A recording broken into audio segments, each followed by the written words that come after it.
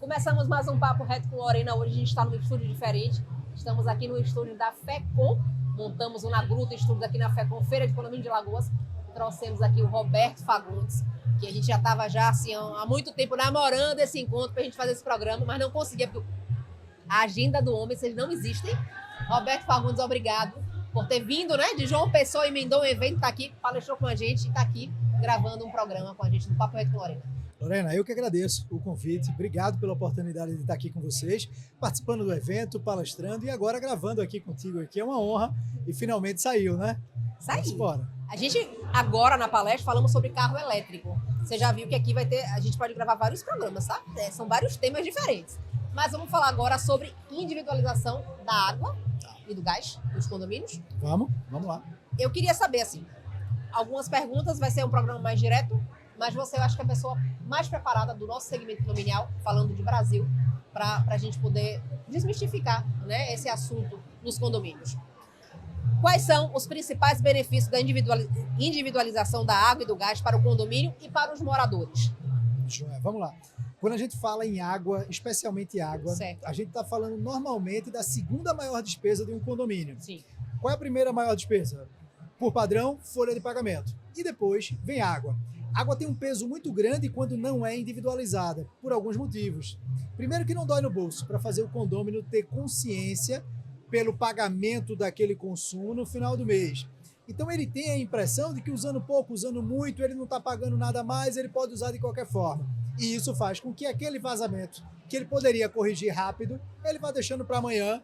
E esse amanhã, Lorena, é próxima semana, é próximo mês, e aquilo está desperdiçando. Não tem uma conta no final do mês para lembrar que ele deve usar água de maneira consciente. Então, a falta de medição e o uso irracional da água faz com que o condomínio vá escalonando na tarifa de água. Em todo o Brasil, a tarifa de água e de esgoto ela é progressiva. Então você imagina um prédio com 100 apartamentos, 90 apartamentos estão usando de maneira correta, corrigindo rápido seus vazamentos, tomando banho de maneira consciente, um banho rápido, dentro do tempo normal, mas eu tenho 10 apartamentos que usam de qualquer forma, que tem vazamento, passa 30 minutos com o chuveiro aberto. Esses 10 apartamentos prejudica toda a coletividade, a ponto de fazer com que o condomínio, a conta de água, saia da primeira faixa para a segunda, depois para a terceira, para a quarta e por aí vai escalonando. A água é uma tarifa punitiva. Quanto mais eu estou consumindo, mais caro o metro cúbico fica. Então essa é uma outra desvantagem muito grande. Eu não tenho uma medição individualizada, divido a água por igual para todo mundo, gero uso irracional. Esse uso irracional aumenta tanto o consumo que penaliza o condomínio na progressividade da tarifa. Aí você tem aquele problemão de controle financeiro.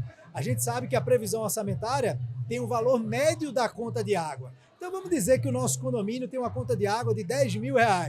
A gente aprovou em assembleia a taxa condominial com 10 mil para pagar a conta de água. Sim. Mas aqueles 10 apartamentos que eu falei agora, está desperdiçando, está com vazamento. A conta não veio 10 mil, a conta veio 12.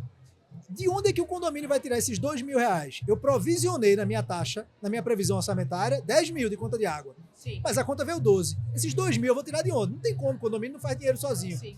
Isso vai se acumulando ao longo dos meses e na prática, sabe o que é que acontece? A galera deixa de fazer manutenção, deixa de fazer outros serviços, trocar fardamento, fazer qualquer outra coisa para pagar a conta de água. E termina acumulando um passivo de manutenção muito grande.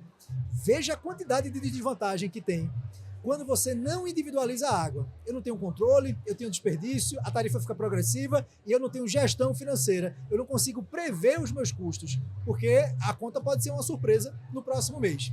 Quando eu individualizo, eu tenho uma cobrança justa, cada apartamento vai pagar exatamente o seu consumo. A gente falava aqui um pouco antes de filhos e de netos. A minha família é muito grande, são 3 filhos, uma netinha. O meu consumo de água é completamente diferente. Caso real, do meu vizinho. Eu tenho como vizinho um prefeito de uma cidade de interior que usa o apartamento de vez em quando. Veja, não seria justo os 2 apartamentos, o meu e o do meu vizinho, pagar a mesma coisa de água. Verdade. Porque eu tenho muita gente em casa, ele tem poucas pessoas, é só um casal, e ele usa uma semana por mês, e olhe lá. Então, A vantagem principal da individualização, além de tudo isso, se a gente pudesse resumir em uma palavra, é justiça. É justo pagar pelo que você está consumindo de água. Eu não tenho que pagar a conta de Lorena e Lorena não tem que pagar a minha conta. Perfeito. Porque, veja, se for para dividir a conta de água por igual entre todos os apartamentos, a conta de gás por igual entre todos os apartamentos, vamos dividir também a conta de energia? Não é? Aí alguém vai dizer, mas Lorena passa o dia vendo a novela para saber se Odete morreu, quem foi que matou Odete, e por aí vai. E Roberto não veio, vai ser injusto. Ora, se para a energia é injusto, para a água é ainda mais. Tem algum condomínio, não sei se faz sentido ou não essa pergunta, mas tem algum condomínio que não faz sentido fazer essa individualização, que não é viável fazer? Veja, condomínios muito antigos que têm a estrutura hidráulica de várias prumadas dentro do apartamento, tubulação antiga de ferro, precisa passar por uma obra para individualizar o consumo. O custo vai ficar, consequentemente, mais caro. Mas seria inviável? Não. E aí é que tá. Tecnicamente tem solução. Financeiramente é que a gente precisa verificar se para aquele condomínio, naquele momento, vale a pena. Vai chegar uma hora que ele tem que individualizar. Por quê? A tubulação está oxidada, está estourando, está causando vazamento nos apartamentos. O prédio já tem 40 anos de construído. Aquela tubulação chegou no fim da vida útil dela. Eu preciso trocar aquela tubulação. Então, para trocar a tubulação e não ter a individualização, é melhor já trocar individualizando. Entendi. Porque aí eu renovo a tubulação e já permito a medição individualizada. Já que vai mexer, já faz um serviço. Já faz um serviço atualizando, botando no padrão hidráulico de hoje. E não trocando a tubulação no padrão hidráulico antigo. Então, qualquer condomínio pode individualizar sim. O que vai dizer se é mais caro ou mais barato é a infraestrutura e o quanto é antigo aquele projeto que o condomínio tem. Tem alguma norma ou legislação específica assim, que os condomínios devem seguir para realizar essa individualização? Tem. O condomínio, ele tem uma série de normas que vai de acordo com a concessionária, que é a altura do medidor, distanciamento, alguns procedimentos administrativos. Então, cada estado tem a sua concessionária, deve fazer essa consulta, mas também existe uma lei federal de 2016 que obriga os condomínios novos a individualizarem o consumo de água. Então, se você mora num apartamento que o projeto foi aprovado de 2016 em diante, em todo o Brasil, obrigatoriamente ele tem que ser individualizado. E quem é que deveria fazer isso? A construtora, porque é uma lei federal que obriga as construtoras a individualizarem.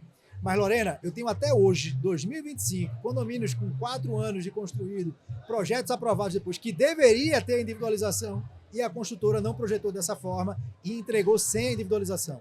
Quando a gente identifica isso, sinaliza, o jurídico notifica a construtora e a construtora tem que pagar depois para poder individualizar, porque era um direito do condômino ter o prédio individualizado. Tem alguma dica, assim, aquela dica de ouro, que você poderia dar para aquele síndico que está querendo contratar uma empresa para fazer essa individualização? Mas ele sabe que ele tem que fazer, ele sabe que é um serviço que tem que ter um certo cuidado, não é qualquer empresa que pode fazer. Perfeito. Como é que ele conhece, como é que ele pede assim, não, eu quero conhecer essa empresa? Qual a dica que você daria para ele? Veja, a dica para contratar uma boa empresa seria a mesma para contratar uma empresa de fachada ou qualquer outro serviço de engenharia grande. Primeiro, eu tenho que ter o registro no CREA da pessoa jurídica, da empresa, não apenas do engenheiro, porque muitas vezes o engenheiro é um prestador de serviço daquela empresa. Ele não tem vínculo nenhum e ele tem que ter. Então eu preciso verificar a parte de documentação daquela empresa que eu estou contratando, certidão municipal, estadual, federal, verificar se tem registro da pessoa jurídica junto ao Conselho de Engenharia, do responsável técnico e se o responsável técnico é vinculado àquela empresa. Primeiro ponto. Segundo ponto, eu tenho que verificar se a empresa tem seguro para cobertura de sinistro em sede de terceiros. Por quê? Então isso aí é diferente, Veja, não é diferente. tão simples. Eu vou fazer uma obra naquele apartamento que tem a infraestrutura antiga, eu vou entrar no apartamento, passar tubulação, quebrar vários funcionários, vários meses trabalhando para individualizar o consumo dos prédios antigos. É um serviço delicado, Sim. é um serviço especializado. Se acontecer um acidente, alguma coisa quebrar, eu preciso ter um seguro, porque se uma tubulação dessa estoura durante o serviço, e a água entra no apartamento, o elevador, já pensou o tamanho do prejuízo? Então a empresa tem que apresentar uma apólice que cubra sinistro, eventuais problemas dentro do local que ele está trabalhando. Não é o seguro da empresa, da sede da empresa, é o seguro do serviço que ele está fazendo, seguro de responsabilidade civil. Outra dica muito importante é o lastro financeiro da empresa. Veja, você vai gastar 100 mil numa obra para poder fazer individualização, 200 mil, uma fachada, 500 mil reais. Você não pode contratar uma empresa que tem capital social de 10 mil. Sim. Não é compatível pegar uma empresa que não tenha condição, lastro financeiro, para fazer uma obra desse porte.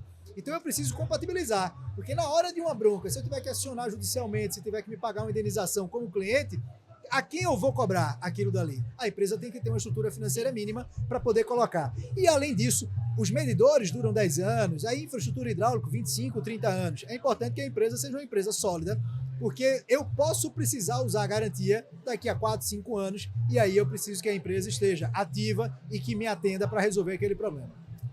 Eu falei que ele sabe, é o cara que resolve tudo, né? Pra mim, é a pessoa que vai tirar todas as dúvidas. Posso perguntar de para-raio? Bora, vamos embora, vamos tentar. Qual o perigo de um síndico negligenciar, né, essa manutenção do para-raio? Boa. Veja, dentro do seguro do prédio, todo seguro tem a cobertura básica, e se você quiser fazer uma cobertura melhor, você faz aquela ampla, que é o que eu indico.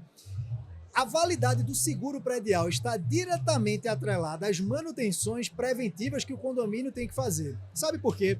Dentro do seguro tem uma cláusula chamada risco de norma. A cláusula risco de norma diz o seguinte: todo contratante, todo cliente é obrigado a fazer a sua parte. E qual é a parte enquanto condomínio? Fazer as manutenções. Teste de estanqueidade da rede de gás, para-raio, a inspeção predial como um todo. Se eu não faço a inspeção, se eu não faço a manutenção e aquele item apresenta um problema, provoca um sinistro, na hora que eu acionar o seguro, a perícia do seguro vai me pedir o laudo de inspeção do para-raio. Se eu não tiver a comprovação técnica dentro da normativa, dizendo eu fiz a manutenção dentro do prazo correto, o sistema foi aprovado e está aqui o laudo documentando tudo certinho, o seguro pode negar. Eu vou dar um exemplo. Eu pego o meu carro a 200 km por hora e aqui nessa avenida eu estouro o carro na parede. Meu carro está com seguro. Mas a via, o limite de velocidade é 60 km por hora. O seguro, sabendo disso, vai pagar a minha indenização de um carro novo? Não. Não. O seguro vai dizer: Roberto, você infringiu a cláusula risco de norma.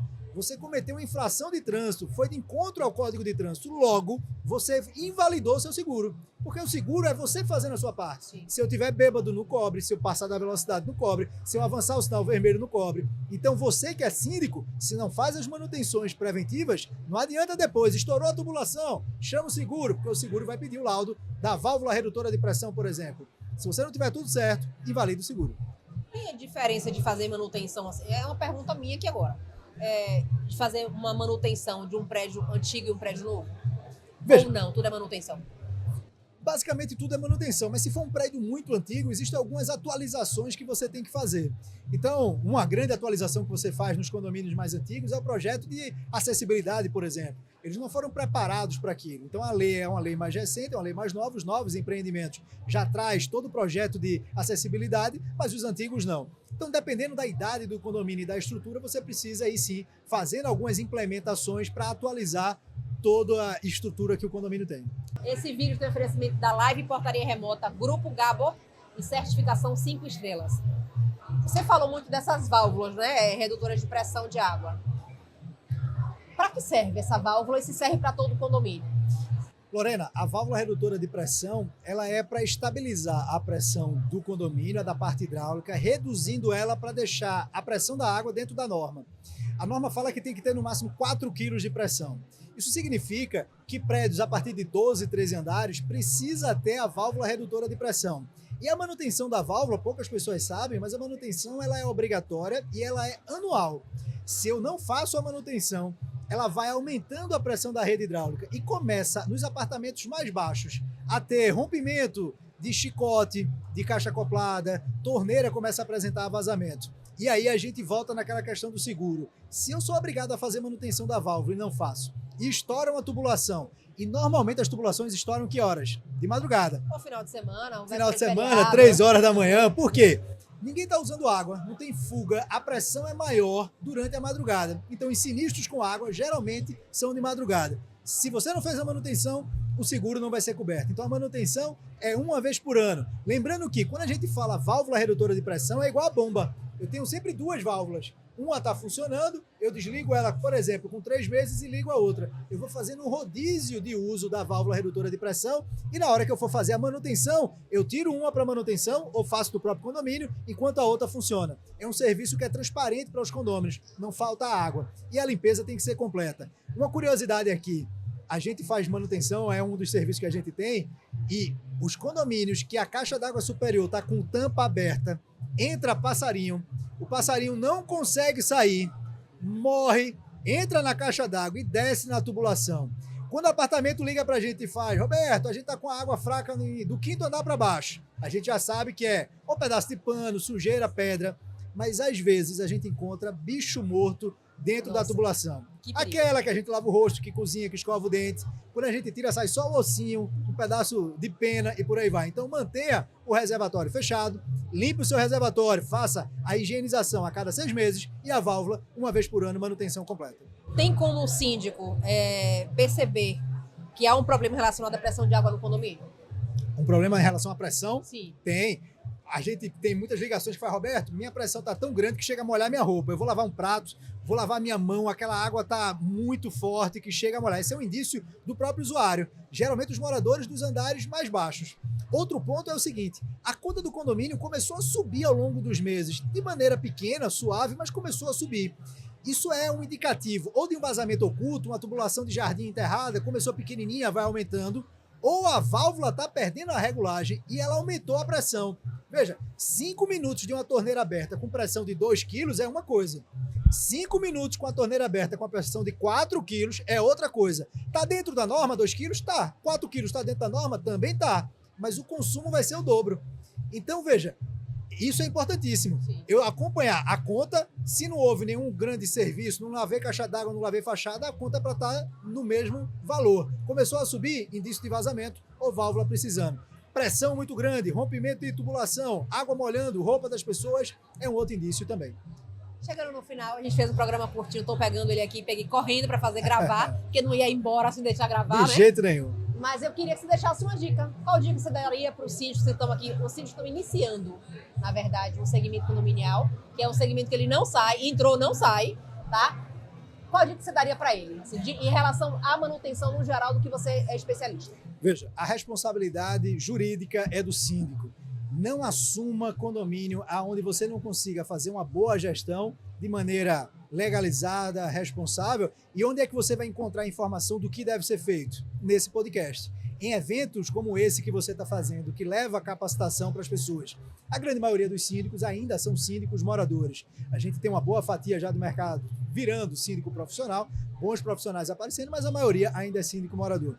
E aí o síndico tem conteúdo gratuito, de alta qualidade, consegue conhecer bons fornecedores, porque numa feira como essa existem empresas com produtos e serviços dos mais variados possíveis. Então a dica que eu dou é se relacione com outros síndicos, entre no grupo de WhatsApp, faça a certificação Síndico 5 estrelas, eu sou Síndico 5 estrelas, aprovado há 2 anos e meio mais ou menos, e é muito importante isso para o mercado, porque é difícil passar na prova, você tem que se capacitar, você tem que estudar, e para entrar é difícil, mas para permanecer também porque você não pode ter nenhum processo, todas as certidões negativas têm que ser emitidas. Então, para fazer um bom trabalho como síndico profissional ou como síndico morador, é estudar, não aceitar pilantragem, aquela velha galera que quer vender qualquer tipo de produto, comissão, não entre nisso, porque uma hora você vai ter problemas sérios.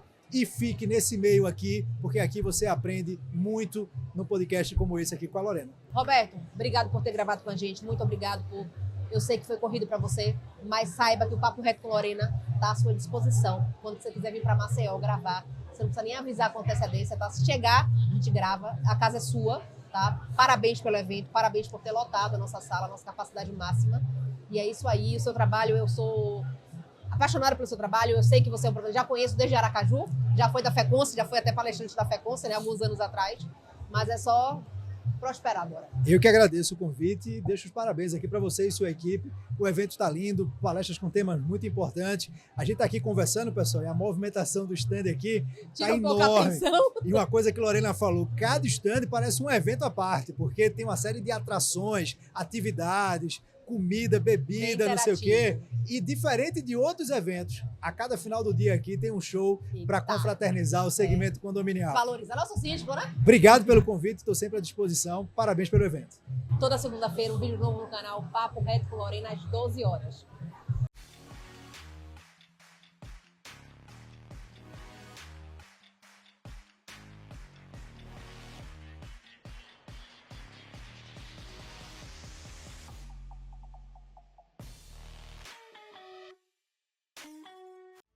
Conde TV Informação de qualidade e credibilidade é aqui.